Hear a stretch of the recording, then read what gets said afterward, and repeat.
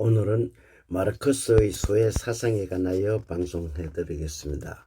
구독을 부탁합니다. 칼 마르크스는 가장 심오한 철학적 진지함을 가장 날카로운 위트와 결합을 했습니다. 그는 라인 신문 편집인으로서 사회주의 계열의 노동운동 조직체와 접촉하면서 종교는 인민의 아편이라고 말했습니다. 그는 1848년 공산주의자 연맹의 요청으로 공산당 선언을 집필하였으나 재정적으로 뒷받침을 해준 엥겔스가 조금은 수정했던 것입니다. 이 둘의 선언은 정치적 효력은 없었지만 나중에 전 세계적으로 사회주의 정당의 강령의 초석이 되었던 것입니다. 그는 1859년 정치-경제학 비판을 제3권을 주저인 자본을 썼으나 제2권과 제3권은 엥겔스가 후기를 추가해서 나중에 출간을 했던 것입니다. 1883년 3월 14일 마르크스가 사망하자 엥겔스는 임노동계급을 근대 자본주의의 생산체계로부터 해방하려는 투쟁이 거의 참된 소명이었으며 그보다 더 활동적인 전사는 없었다고 했습니다. 마르크스는 그의 저서 1844년 경제학 철학 수고에서 생산수단을 소유한 자본가 입장에서 기획된 국가 경제가 어떻게 그들 스스로 주장하는 목표에 도달할 수 없는지를 제시했던 것입니다.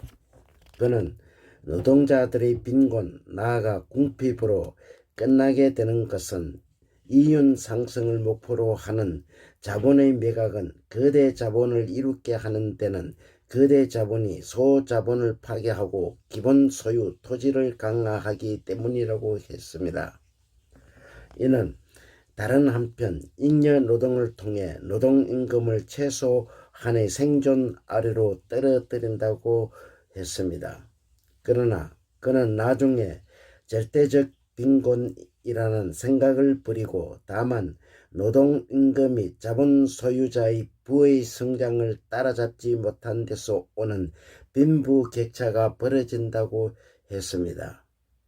그는 국가경제 비판을 인간과 노동의 본성에 대한 철학적 인간학을 확장시킨 루스의 사회계약론이나 헤겔의 정신현상학에서 같은 인간이 자본의 본질에 낯설게 되는 소외인이라는 것이었습니다.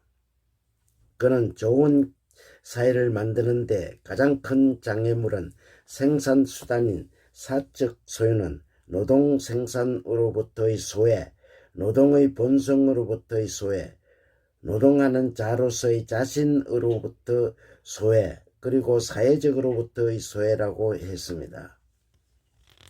이러한 연유는 그는 노동자는 자본가와 전혀 다른 형식으로 자신의 생산물로부터 소외되는 것은 상품을 스스로 확류하지 못하기 때문이라고 했습니다.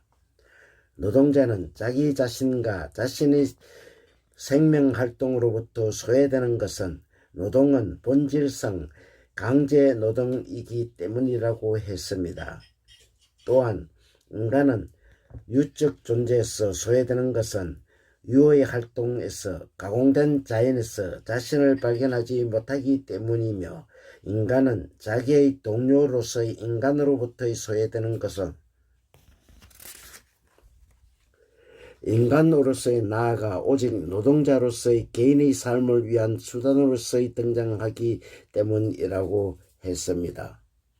반면 헤겔은 노동의 세계가 시민사회까지 확대되어 노동자의 상황이 개선된다면 노동의 세계는 소외라는 부정적인 측면만이 아니라 구조적 이윤도 자유의 본질적 기여도 지각할 수 있다고 했습니다.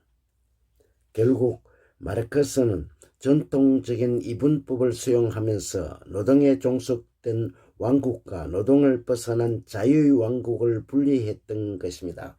감사합니다.